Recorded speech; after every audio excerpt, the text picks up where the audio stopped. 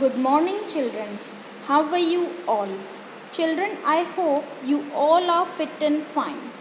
So, children, today we are going to start the parts of the sexual reproduction. The first part of this, the pre-fertilization event. Mainly, there are three processes. First is pre-fertilization, second process is fertilization, and third is post-fertilization. So today we are going to start the pre-fertilization event. Children, pre-fertilization means the event which is prior to fertilization.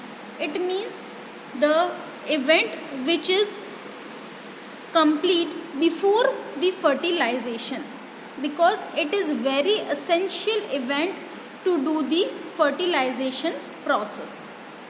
So children, the events prior to the fusion of the gametes, fusion means the fertilization. The fusion of gamete means the fertilization event. It event includes the three types of process. First is gametogenesis and the second is gamete transfer. Gametogenesis. Gametogenesis means the formation of gametes, male gamete as well as female gamete, and transfer means they are going from one side to another side. It is called the transfer. Okay. So children, the gametogenesis means the formation of the male and female gametes, and gametes are always haploid cells because they are of two types, homogametes and heterogametes. Homo means same. Homo means same, or we can say the isogametes, and the heterogametes means the different gametes according to their shape. We are talking about their shape. Okay. So the best example of the isogametes of the Cladophora, which is a type of algae, and the heterogametes which are present in the fucus. Fucus is also a type of algae. And the third is the heterogametes of the Homo sapiens in the human beings, which is the male gamete and the female gamete are totally different in their shape and size. Okay children. Then after that, the next is the homogametes are the similar in shape as we have discussed in Cladophora, and the heterogametes which we have discussed in the fucus and the Homo sapiens.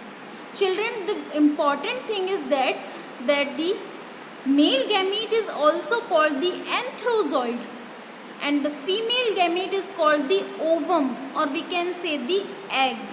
Okay children. So in the bisexual organism, bisexual means the male and the female reproductive structure present in the same individual. For example, we can take the example of earthworm, where the male and female reproductive system present in the same individual. And another example is pisum, hibiscus are the flowers in which the bisexuality is present.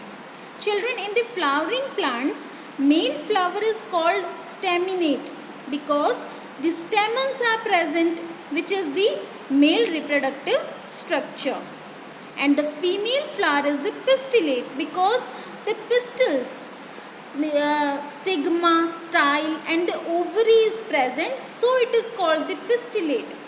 In the stamen there are anthers and the filaments and the connectives are present, so it is the staminate.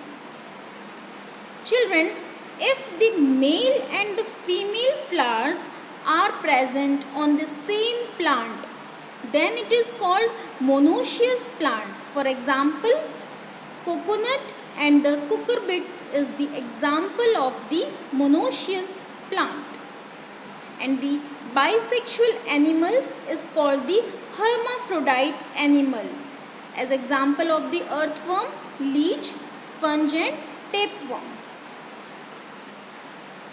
Children, unisexual means the male and the female reproductive structure are present on the different individuals. For example, human beings, and if the male and the female flowers are present on the different plant, it is called the dioecious condition.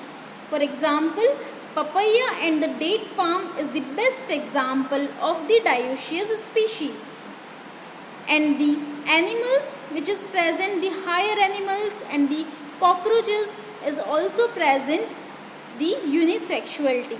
As we can see this in this diagram, the testes are present and the ovaries are present in the different individuals.